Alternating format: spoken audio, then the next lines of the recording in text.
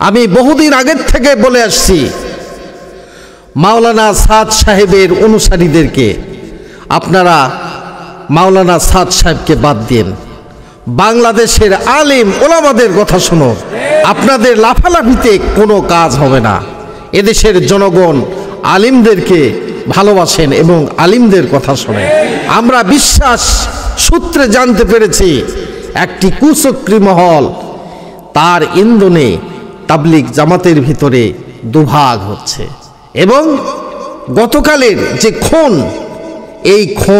এই প্রাণগুলো যে দুনিয়া ছেড়ে বিদায় হয়ে চলে গেল, তাদের দায়ভার কে নেবে? এই সমস্ত মানুষগুলি, তাজা প্রাণগুলি ঝরে গেল, তারা মারা গেল, তাদের দায়ভার কে নেবে?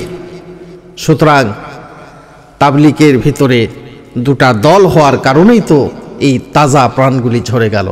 সাদ সাহেবকে কেন্দ্র করেই তো এই তাজা প্রাণগুলি তারা ঝরলেন।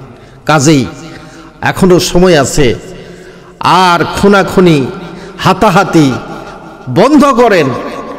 দিনের দাওয়াত দিন, একত্রিতভাবে এক জায়গায় আপনারা বসে এটাকে কম্প্রোমাইজ করেন, ঠিক কিনা বলেন?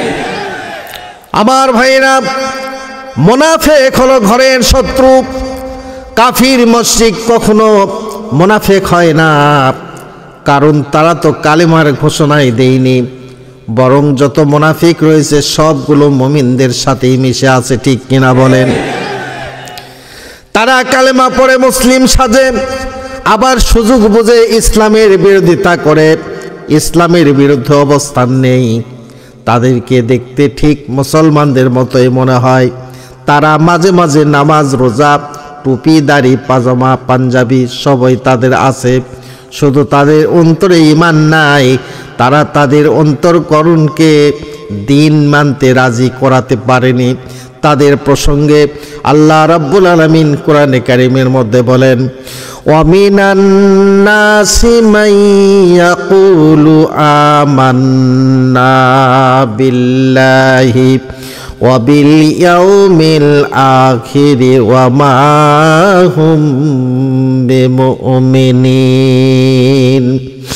আর মানুষের মধ্যে কিছু লোক এমন রয়েছে যারা বলে আমরা আল্লাহ ও পরকালের প্রতি ঈমান এনেছি, অথচ তারা আদৌ ঈমানদার নয়, আদৌ আল্লাহ রাসূলের প্রতি তারা ঈমান আনে নাই, ঠিক কিনা বলেন?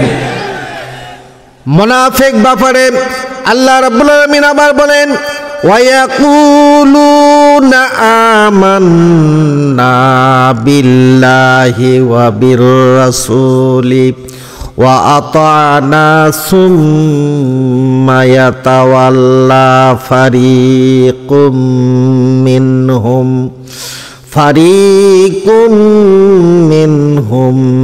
মিন বাদি যালিকা ওয়া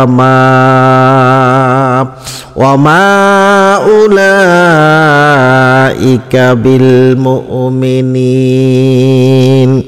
তারা বলে আমরা আল্লাহ ও রাসূলের প্রতি বিশ্বাস স্থাপন করেছি এবং তাদের আনুগত্য করি, অতএব তাদের একদল মুখ ফিরিয়ে নেই, আর তারা প্রকৃতপক্ষে মুমিন নয়।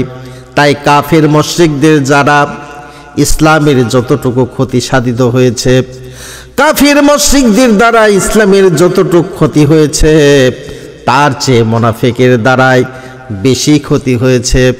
কাফের মুশরিকদের দুশমনি বাহির থেকে সংগঠিত হয়, তা প্রতিরোধ করা তুলনামূলক সহজ, কিন্তু মুনাফিকদের দুশমনি অভ্যন্তর থেকে হয়, তা প্রতিরোধ করা তুলনামূলকভাবে কঠিন, ঠিক কিনা বলেন? এই জন্য আমার ভাইয়েরা, সূরাতুল কাফিরুন, সূরাতুল মুনাফিকুন, এ দৈর্ঘ্যের দিক থেকে তাকালেই আমরা বুঝতে পারব সূরাতুল মুনাফিকুন 21 লাইনের সূরা, আর সূরাতুল কাফিরুন হলো 3 লাইনের সূরা। মুনাফিকের সূরাই অনেক বড়।